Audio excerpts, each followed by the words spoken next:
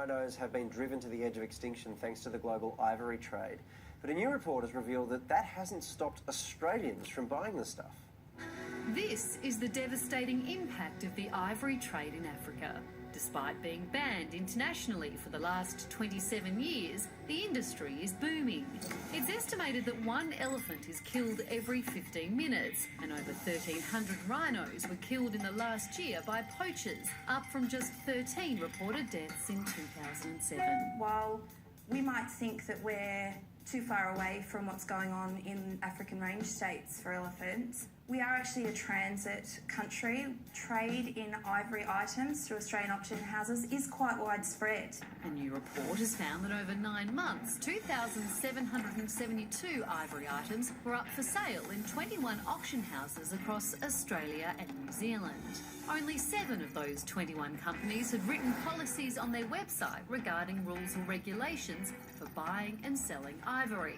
And only 8% of the items sold had provenance documentation to prove the ivory had been legally obtained. It is difficult to tell whether an item is ivory or how old the item is, no matter how much experience you've had, and I've handled thousands of pieces in my time in the business. In just 9 months across 2014 and 2015, Australian auction houses made over $630,000 alone from the sale of ivory. We decided to stop selling ivory probably about 4 or 5 years ago as a general principle. When we started to hear that some of these carvings, etc., were basically carrying on the trade in ivory itself, we decided there and then that's the time to stop. What we need to do is ensure that any items going up for sale at these auction houses are accompanied by the strongest level of documentation to prove their authenticity and their legality. Otherwise, they're just not allowed for sale.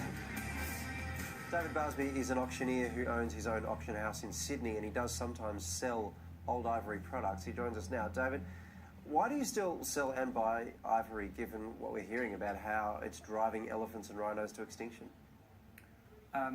We sell ivory, antique ivory only. We continue to sell it because it was the plastic of the 19th, 18th century, and it's contained in nearly 50% of items produced during that period. We can't remove it from all these items. They're beautiful items. They're legally allowed to be traded, so we continue to sell them.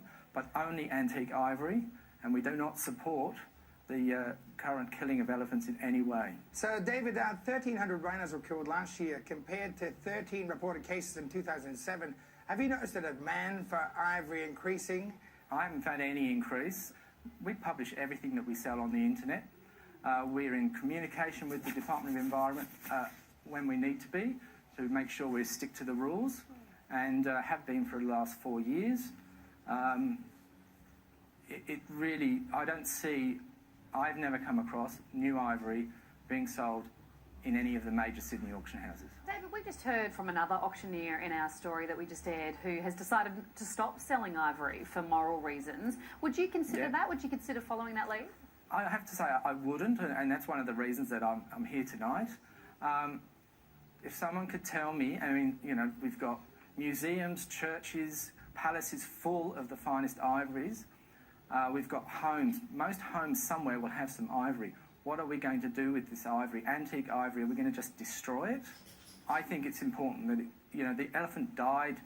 We've got to look after what was created from that elephant, not just destroy them. But surely, as long as you keep selling it, it must sort of feed the demand. And and I know you're only selling old ivory, but it just must sort of perpetuate people wanting to buy it, which is going to encourage poachers. I don't find selling a fine carved figure of a god, whatever, is encouraging people to buy modern ivory. My clients are not interested in modern ivory. They're only interested in antique, fine, carved items. All right, David. Thank you very much for joining us tonight. Appreciate it. Thank you, Louise.